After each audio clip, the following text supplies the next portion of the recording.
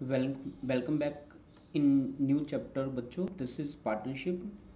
It is one of the most important application of ratio and proportion. काफ़ी important है, हर एक paper में यहाँ से क्वेश्चन आता है. अगर आप प्लेसमेंट की बात करते हो तो वहाँ पे तो भर भर के क्वेश्चन वहाँ पे होते हैं आपके. लेट्स सी कि पार्टनरशिप होता क्या है, स्टेप टू स्टेप कुछ बेसिक सीखते हैं. सबसे पहले बात आती है, जो भी प्रॉफिट होता है, जो भी गेन होता है, उसका डिवीज़न किस वे से होगा. लेट्स से कि मैं यहाँ पे वैल्यू लेता हूँ ए और बी. मैंने दो कैंडिडेट लिए हैं. A and B invest X rupees and Y rupees. इसने एक्स रुपीज़ लगाए हैं, इसने वाई रुपीज़ लगाए हैं रिस्पेक्टली फॉर अ ईयर. एक साल के लिए इन्होंने लेट से लगाए हैं. अगर एक एक साल के लिए होगा बच्चों, तो उनकी जो शेयर का, जो प्रॉफिट का शेयर होगा, वो भी एक्स रेशो वाई में ही होगा, directly proportional to the investment for a 1 year. याद रखना, फॉर अ 1 ईयर, अगर एक साल की बात होती है तो. ठीक है जी, तो डायरेक्टली आप कह सकते हो. अब यहाँ पे क्या है, अगर यहाँ पे आपका टाइम चेंज होता है, राइट, अगर दोनों का टाइम चेंज होता है, दैट मीन्स यहाँ पे क्या था, फॉर अ ईयर था, फॉर 2 ईयर्स था, फॉर 5 ईयर्स था. मतलब ए और बी दोनों का टाइम अगर सेम है, अगर दोनों का टाइम सेम है, तो तब हमें इस टाइप की कोई दिक्कत नहीं आती है. अगर टाइम अलग अलग है, when you have different time for both the values A and B, तब प्रॉफिट और उसका रेशो किस वे से शेयर होगा. अगर इसने एक्स रुपीज़ लगाए और इसने वाई, और इसने पी मंथ के लिए लगाए, तो इसके साथ पी मल्टीप्लाई, इसके साथ क्यू मल्टीप्लाई, ये जो रेशो बनेगी, ये उनके प्रॉफिट्स की रेशो यहाँ पे बनेगी. What just I mean to say, इसी चीज़ को मैं एक ढंग से दूसरे वे से एक्सप्लेन करता हूँ. Let's say we have given A, B और सी. 3 पार्टनर मुझे गिवन है, और ए इन्वेस्ट करता है आई 1 रुपीज़, ये इन्वेस्ट करता है आई 2 रुपीज़, और ये इन्वेस्ट करता है आई 3 रुपीज़. ठीक है जी. ये कहता है जी मैं तो T1 टाइम के लिए ही इन्वेस्ट करूंगा, ये कहता है जी मैं तो T2 टाइम के लिए इन्वेस्ट करूंगा. ये इसकी जो इन्वेस्टमेंट है वो T3 टाइम के लिए यूज़ होती है. तो बच्चों, जो ये इन्वेस्टमेंट और टाइम, इन्वेस्टमेंट टाइम का जो प्रोडक्ट है, ये क्या बनेगा, उनकी प्रॉफिट की रेशो में बनेगा. ये जो बन जाएगी, ये रेशो बनेगी देयर प्रॉफिट रेशो. ठीक है जी. ये क्या है बच्चों, उनकी प्रॉफिट की रेशो जो है बन गई है. लेट्स सी इसी को एक छोटे से एग्जांपल के थ्रू समझते हैं. We have A B C. Let's say इन्होंने सिर्फ 1000 रुपीज़ लगाए, इस वाले ने 2000 रुपीज़ लगाए, और इन्होंने सिर्फ 500 रुपीज़ इन्वेस्ट किए. ये कहता है कि मैं तो एक 1 ईयर के लिए ही इन्वेस्ट करूँगा, ये कहता है कि मैं 2 ईयर्स के लिए इन्वेस्ट करूँगा, ये वाला कहता है कि मैं भी 1 ईयर के लिए ही इन्वेस्ट करूँगा. और बताओ कि उनकी प्रॉफिट की रेशो क्या होगी. तो उनके प्रॉफिट की जो रेशो होगी बच्चों, जस्ट इनका प्रोडक्ट ही प्रॉफिट की रेशो होगा. लाइक 500 टू ज़ा, 500 फोर ज़ा, तो ये 2, और रेशो 8 रेशो 1, यानी 281 उनकी क्या बनेगी, प्रॉफिट की रेशो यहाँ पे बन जाएगी. ठीक है.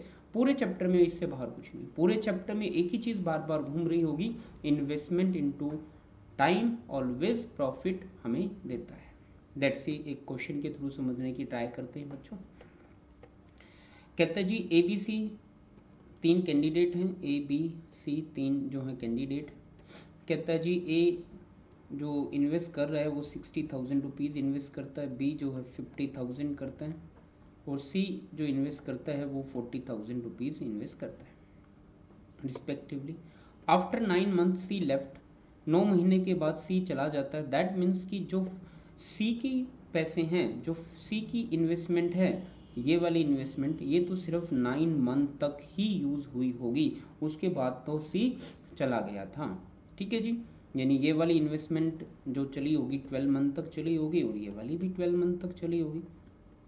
अब देखो ये क्या है, इन्वेस्टमेंट मल्टीप्लाई टाइम. तो ये क्या बन गए हैं, प्रॉफिट्स की रेशो. अब प्रॉफिट की रेशो बन गई है.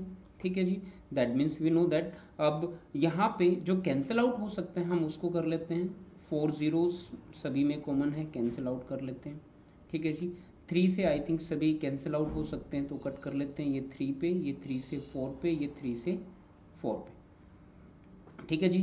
नेक्स्ट, अब आई थिंक 4 भी कैंसिल आउट हो सकता है यहाँ से, ये 4, ये 4 और ये 4 कैंसिल आउट, यहाँ पे बचा होगा ओनली 6, यहाँ पे बचा होगा 5 और यहाँ पे रिमेनिंग पोर्शन होगा 3। ठीक है, दैट मीन्स कि इनके प्रॉफिट की रेशो अब मेरे पास है प्रॉफिट 1, प्रॉफिट 2 एंड प्रॉफिट 3। अब देखते हैं, कहता है if after 1 year the profit is 14,000, that means कि जो 14,000 आया है वो 3 हिस्सों में आया होगा ए बी सी, और उनके प्रॉफिट की रेशियो क्या है 653। पूछता है कि जी सी की प्रॉफिट बता दीजिए, जो सी का प्रॉफिट होगा वो 3 आउट ऑफ टोटल, यानी 3 आउट ऑफ टोटल 14 होगा आउट ऑफ 14,000। आप इजीली कट कर सकते हो 1000 पे और ये आ जाएगा 3000 रुपीज़। तो सी को कितने रुपए मिलेंगे 3000 रुपीज़। तो आई थिंक बेसिक आपको समझ आया होगा, किस वे से करना है ये भी समझ आया होगा, क्योंकि इजी बहुत है क्वेश्चन। एक और क्वेश्चन देखते हैं, लेट्स सी। कहता है जी ए इन्वेस्ट करता है 4000 फॉर 6 मंथ, यहाँ पे ए है और यहाँ पे बी है, लेट्स से, और यहाँ पे ले लेते हैं सी। ए इन्वेस्ट कर रहा है यहाँ पे 4000 रुपीज़ फॉर 6 मंथ, 6 महीने के लिए इन्वेस्ट किया है। बी ने 6000 रुपीज़ जो है इन्वेस्ट किए हैं फॉर 8 मंथ, और सी ने इन्वेस्ट किया है 9000 रुपीज़ फॉर 4 मंथ। ठीक है, अब कहता है if the profit is rupees 1800 then what is the share of P, यानी ये क्या है, प्रॉफिट की रेशो बन चुकी है। चलो कैलकुलेट करके देख लेते हैं कि रेशो क्या बनी है। जो कट आउट हो सकता है पहले उसको कट आउट करते हैं। 4 से बच्चों ये 2 पे कैंसिल आउट, 4 से ये 4 कैंसिल आउट। ठीक है जी, आई थिंक यहाँ पे बचा होगा 6, ये रहा होगा 12 और यहाँ पे बच गया होगा 9। अब 3 से भी कैंसिल आउट हो सकता है, ये 3, ये 4 और ये 2। ये रेशो किसकी आ गई है, प्रॉफिट की रेशो आ गई है। ठीक है जी, 1800 रुपीज़ को 3 हिस्सों में डिवाइड करते हैं ए बी सी में। This is 2:4:3। पूछा है बी की वैल्यू, यानी बी मेरे पास क्या है 4 आउट ऑफ टोटल 6 और 9 में से है, और मल्टीप्लाई हमने निकालना कितने में से है 1800 में से। 9 2 200 और ये आ जाएगा आपका 800 रुपीज़, जो कि ऑप्शन नंबर क्या बन रहा है आपका 3rd। इजी है, इजी टू हैंडल है, काफ़ी आसानी से आप लोग यहाँ पे आंसर्स जो है बता सकते हो। ठीक है जी, होपफुली आपको ये प्रॉफिट की रेशो बनाना समझ आ गया होगा। Now let's little bit change the pattern. Jayant open A shop investing rupees 30,000। कोई जयंत है मेरे पास, वो 30,000 इन्वेस्ट करके एक शॉप ओपन करते हैं। Madhu join him 2 month later investing 45,000। फिर मधु क्या करता है भाई, उसको 45,000 दे के ज्वाइन कर लेती है, बट 2 महीने के बाद। They earn rupees this much after completion of 1 year. 1 साल होने के बाद, यार 1 साल तो इसको हुआ होगा ना, ये वाली इन्वेस्टमेंट तो 12 मंथ तक चली होगी, बट ये तो आई ही 2 महीने के बाद है, तो दैट मीन्स ये वाली इन्वेस्टमेंट सिर्फ 10 मंथ तक ही रही होगी। ये क्या होगा अब, इन्वेस्टमेंट इनटू टाइम। अगर इन्वेस्टमेंट इनटू टाइम है तो ये प्रॉफिट की रेशियोज बन गई होंगी।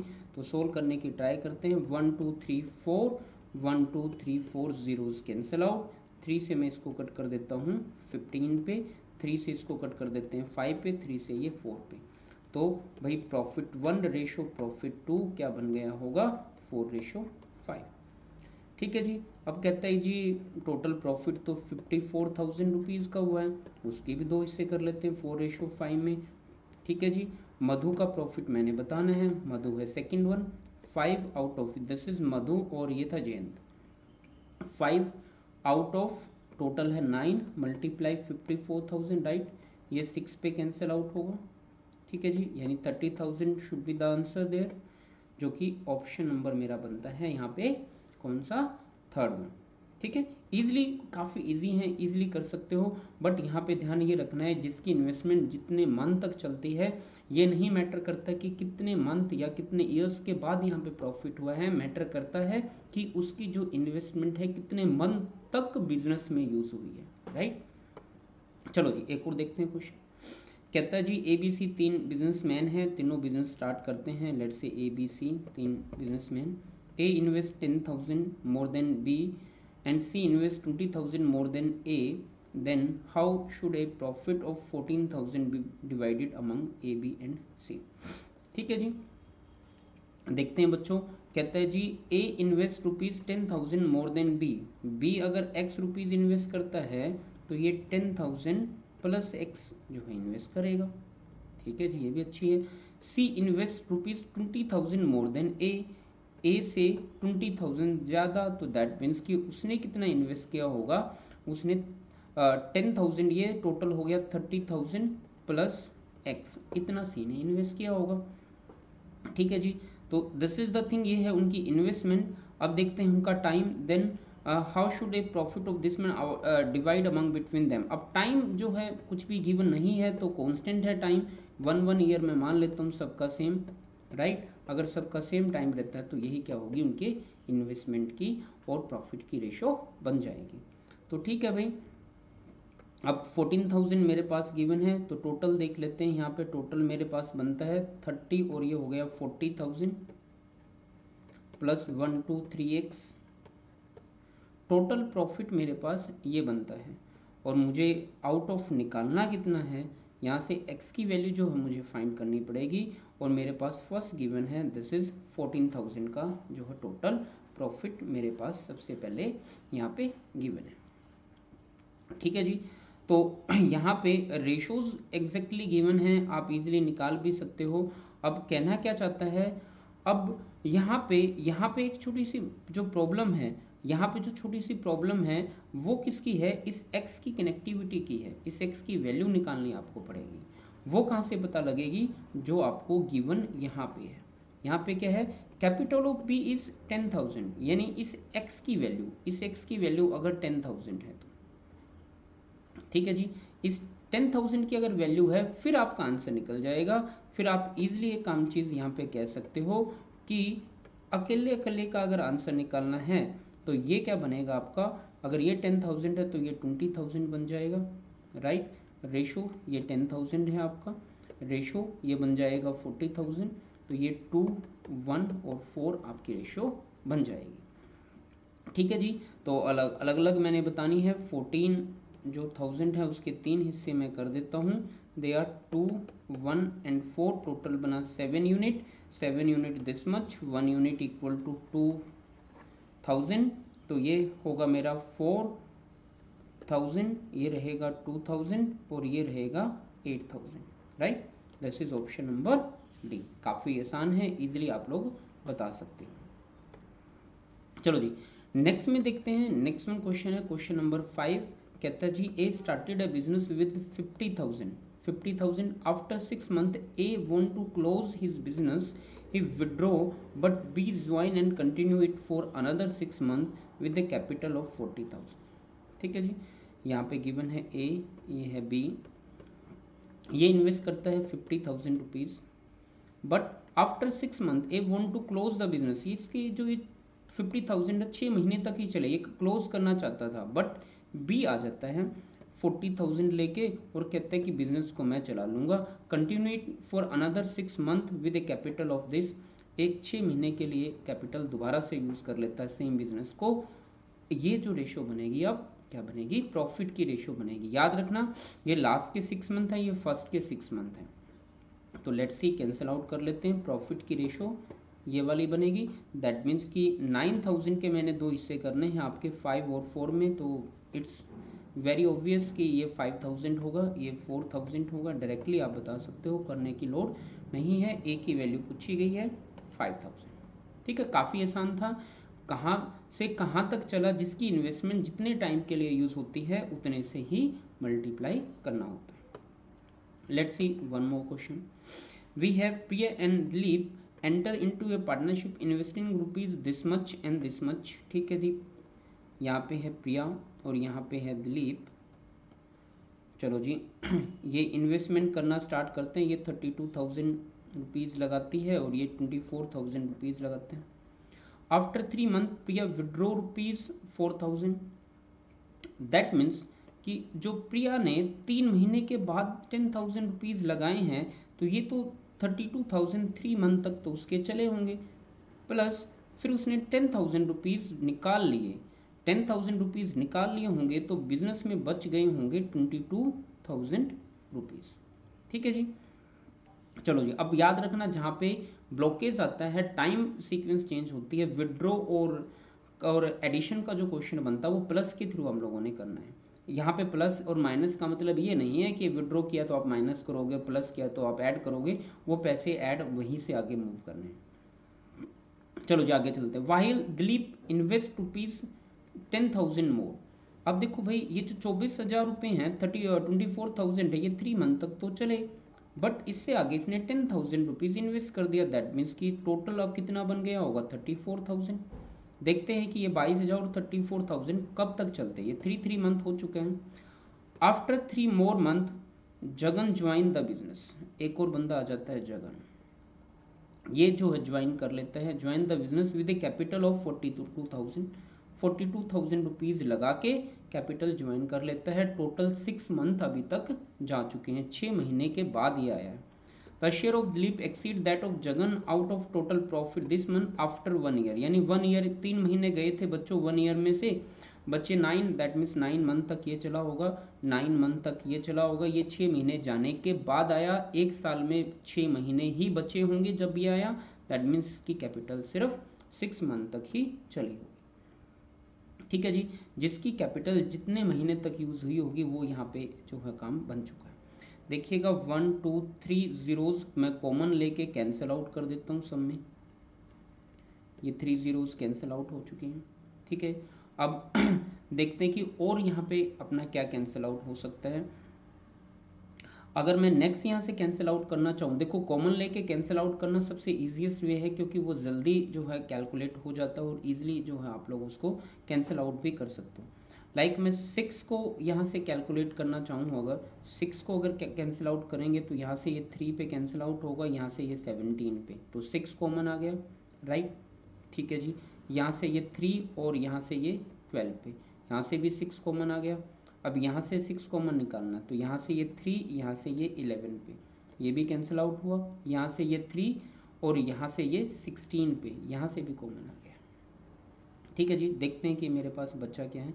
We have left 16 plus 33। ठीक है जी, ratio this is 12 plus 51 ratio 42। ये जो चीज़ बच्चों मेरे पास यहाँ पे बच गई है और यहाँ पे काम मेरा बन सकता है। चलो जी, आंसर जो है हम लोग कैलकुलेट करने की ट्राई करेंगे, क्योंकि 52800 में से हमने जो है यहाँ पे आंसर यहाँ पे बताना है। चलो ऐड अगर मैं करता हूँ तो ये बनेगा भाई 48, राइट। ये बनेगा मेरा जो है 63। ठीक है जी, और ये होगा 42। ओके जी, अब एक चीज़ पे और ये जो है डिवाइड हो सकता है, दैट इज़ 3, तो मैं 3 से दोबारा से कैंसिल आउट इसको करने की ट्राई करता हूँ। This is 49, not the 41, this is 49। ठीक है जी, 7 से ये जो है कैंसिल आउट हो जाएगा, ये है 7 पे, ये है 9 पे और ये है 6 पे। तो फाइनल जो रेशो बनेगी 7:9:6 जो है बन गई होगी। अब मैंने बताना है the share Dilip exceed that of Jagan. Dilip और जगन का जो शेयर है वो गैप जो है 3 यूनिट का आता है, तो डिफरेंस मैंने बताना है तो वो है 3 यूनिट आउट ऑफ टोटल। ये 3 यूनिट कितने में से है, आउट ऑफ टोटल, तो ये होगा आपका 1622, राइट। तो ये हो जाएगा बच्चों, देखो 9 और 6 15, 15 और 7 22 में से, और मैंने बताना है 52800 में से।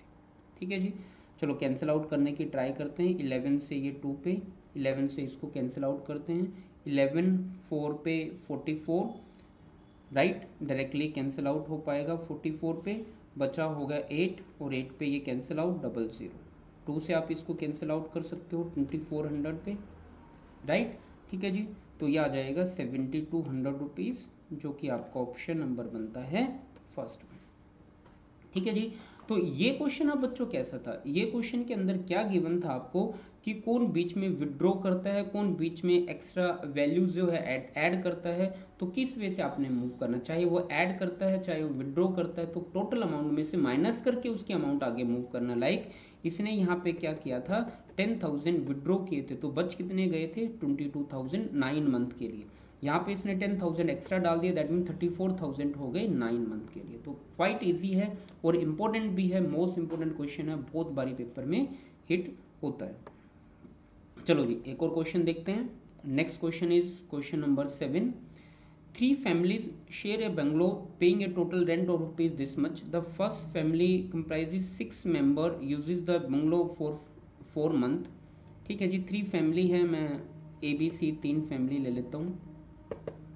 अब देखिएगा जो जितनी देर तक यूज़ करेगा उतने ही पैसे पे करेगा, राइट। कहता है कि 6 मेंबर हैं, ठीक है जी, 6 मेंबर हैं और 4 मंथ तक यूज़ करते हैं, 4 मंथ तक यूज़ करते हैं। सेकेंड फैमिली में 8 मेंबर हैं और भाई 1 ईयर तक वो यूज़ करते हैं, यानी 12 मंथ तक वो यूज़ करते हैं। थर्ड फैमिली में 12 मेंबर हैं और 6 मंथ तक वो यूज़ करते हैं, ठीक है जी।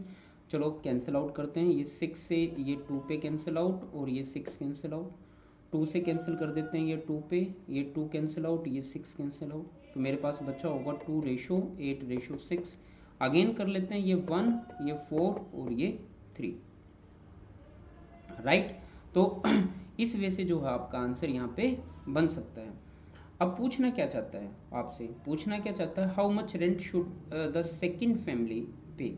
सेकेंड फैमिली मतलब वो क्या पे करेगी, 4 पे करेगी आउट ऑफ टोटल, और ये आउट ऑफ टोटल कितना है, बी की value will be equal to out of total होगा 8 और मल्टीप्लाई 18,000, तो ये क्या बन जाएगा आपका 9,000 रुपीज़, जो कि ऑप्शन नंबर फर्स्ट है, ठीक है जी। यहाँ से क्या पता लगता है, कोई भी चीज़ को अगर रेंट पे लिया जाता है, जो जितना यूज़ करता है उतने ही ज़्यादा पैसे पे करेगा, जिसके कैंडिडेट ज़्यादा होंगे तो उसी के हिसाब से पे करेगा, राइट। काफ़ी अच्छा क्वेश्चन था। Let's move to question number जो है 8। यहाँ पे क्या कहता है जी, ABC are partner, A receive 2/7 of the profit, B and C share the remaining profit equally. A's income is increased by 240 when the profit rises from 10 to 15%. Find the capital invested B and C. B और C ने कितनी capital invest की है। अब ये question quite easy तो है but थोड़ा सा कंफ्यूजन यहाँ पे क्रिएट होता है, वो देख लेते हैं। देखिएगा, अगर A रिसीव 2/7 प्रॉफिट, ये प्रॉफिट की रेशो मैं बना रहा हूँ यहाँ पे, दिस इज प्रॉफिट रेशो, ये 2/7 प्रॉफिट इसको मिला है, बचा हुआ प्रॉफिट होगा 5/7 रिमेनिंग पार्ट, और वो बी और सी ने इक्वली डिवाइड कर लिया, तो आधा आधा उन्होंने डिवाइड जो है कर लिया, तो मैंने हाफ हाफ कर लिया, ठीक है जी। तो 7 7 7 कैंसिल आउट, 2 से मैं इधर मल्टीप्लाई कर देता हूँ, 4 5 5, ये क्या बनी है, प्रॉफिट की रेशो बन गई है। अब देखते हैं, as income is increase by rupees 240 when the profit rises from 10 to 15%। अब देखो, जब प्रॉफिट 10% से वो 15% बन जाता है, दैट मीन्स कि ये जो गैप है वो 5% का इंक्रीमेंट आता है, तो रुपीज़ में कितना इंक्रीमेंट आता है, 240 के, यानी 5% इक्वल टू 240 होगा।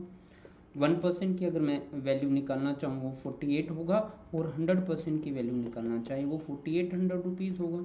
और ये बात किसकी हो रही है, ए की, ये सारी बातें किसकी हो रही हैं, ए के बारे में हो रही है, यानी ए की तो प्रॉफिट निकल चुका है 4800। आप कह सकते हो कि 4800 जो है ए का प्रॉफिट है, ए का प्रॉफिट मतलब 4 यूनिट, राइट। ये 4 यूनिट इज इक्वल टू क्या है, 4800 है।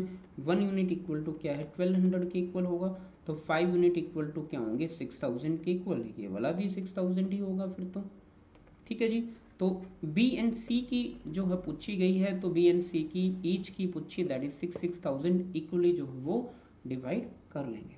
तो थोड़ा सा ए की वैल्यू निकाल के आपने जो है वैल्यू सब्स्टिट्यूट की, काफ़ी अच्छा क्वेश्चन बनता है, होपफुली आपको समझ भी आ गया होगा। Now let's see the next one question. It is also one of the most important question.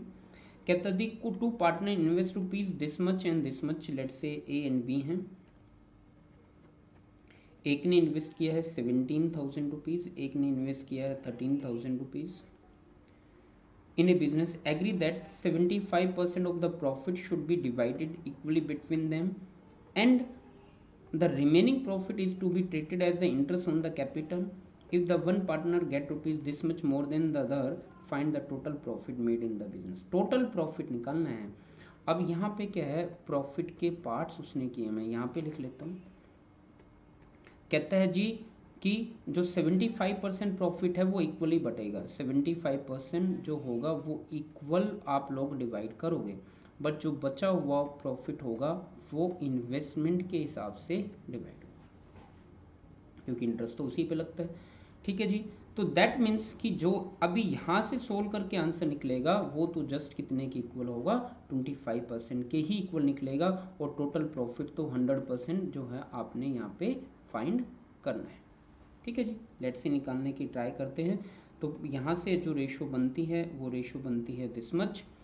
अब देखो कहता है जी remaining profit divide equally if the one partner get ₹532 more than the other, that it is very obvious कि अगर 75% equal divide हुआ तो इसका तो कोई रोल ही नहीं रहता है, रोल रहता है 25% का। दैट मीन्स कि यहाँ पे ए वाले को ज़्यादा पैसे मिले होंगे क्योंकि उसकी यूनिट्स ज़्यादा हैं। कितनी ज़्यादा मिले होंगे, उसकी यूनिट है 4 ज़्यादा, तो 4 यूनिट इज इक्वल टू 532 आपको गिवन है। 1 unit will be equal to 532 divide by आपके 4 होगा, राइट। मैं कट आउट कर लेता हूँ, 4 1 ज़ा 4, 4 3 ज़ा 12, 3 ज़ा 12, 133, राइट।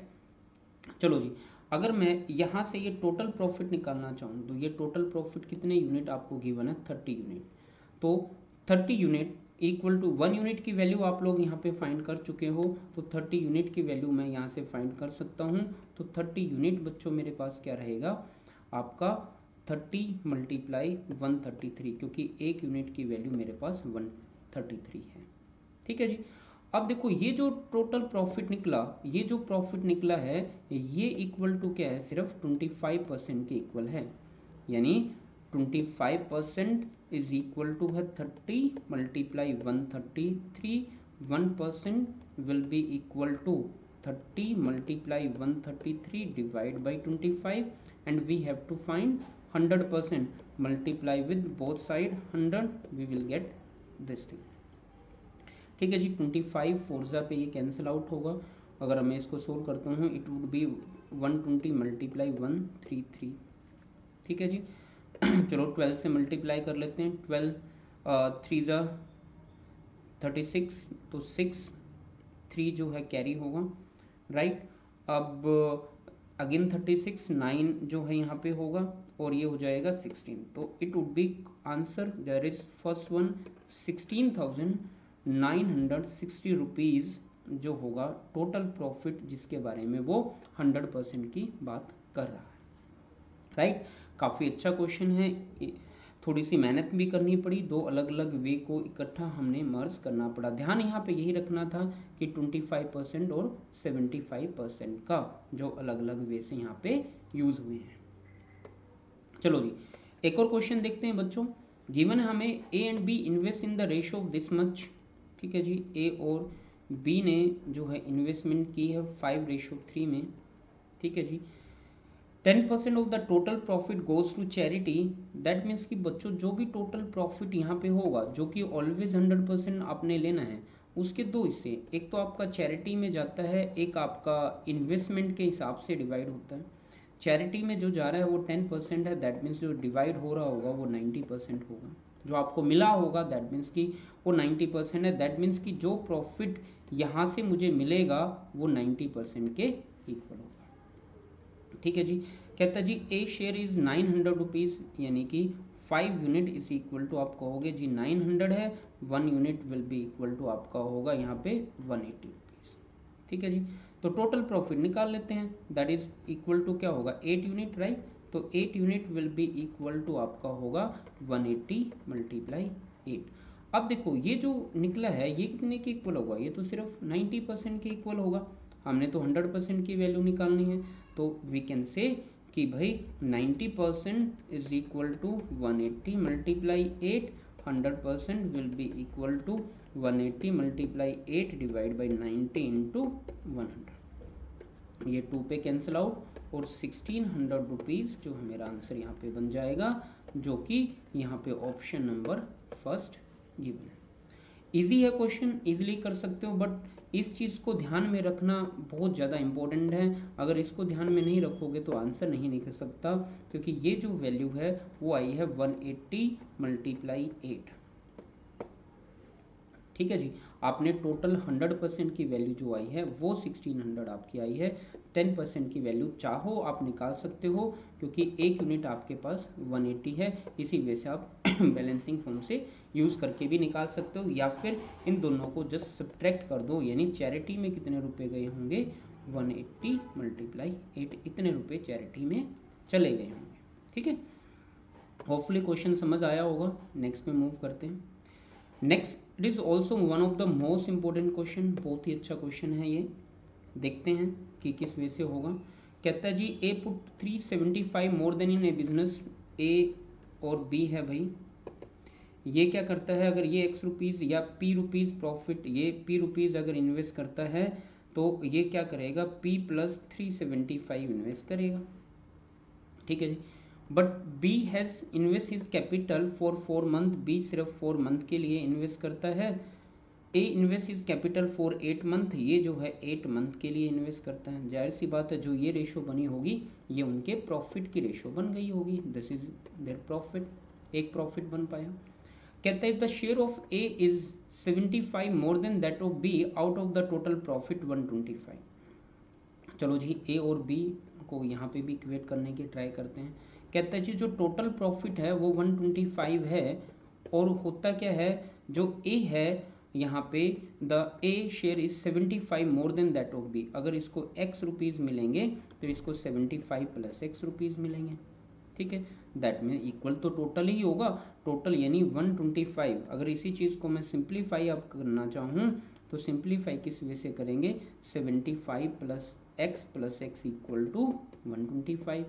तो आप कहोगे जी 2x इक्वल टू आपका 125 minus 75, that is equal to 50, और x की वैल्यू तो ये 25 होगी। दैट मीन्स यहाँ पे इसको 25 रुपीज़ मिलेंगे तो इसको 100 मिलेंगे, राइट। तो यहाँ पे आप प्रॉफिट की रेशो निकाल सकते हो। प्रॉफिट की रेशो क्या होगी, 100 रेशो 25, दैट इज 4:1। यार ये तो भी तो प्रॉफिट की रेशो है। एक ही क्वेश्चन के अंदर दो अलग अलग प्रॉफिट नहीं हो सकते। दैट मीन्स कि इस वाले प्रॉफिट को और इस वाले प्रॉफिट को इक्वेट करना पड़ेगा। इक्वेट कर देते हैं, p plus 375 multiply 8 divide by p into 4 should be equal to 4 divide by 1 के। 4 से ये 2 पे कैंसिल, 2 से ये जो है भाई 2 पे कैंसिल, राइट।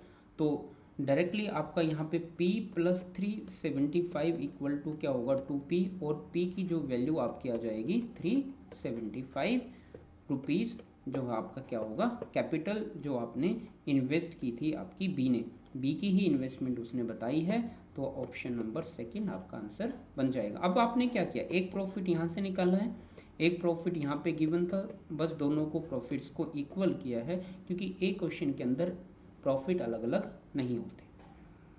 होपफुली क्वेश्चन समझ आया होगा आप लोगों को। नेक्स्ट इज क्वेश्चन नंबर 12 बच्चों।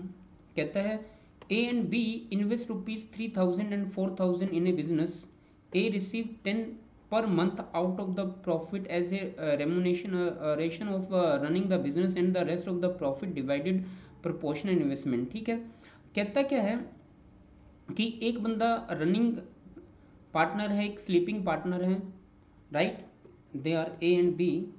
ए जो है 3000 रुपीज़ इन्वेस्ट करता है, ये 4000 रुपीज़ इन्वेस्ट करता है।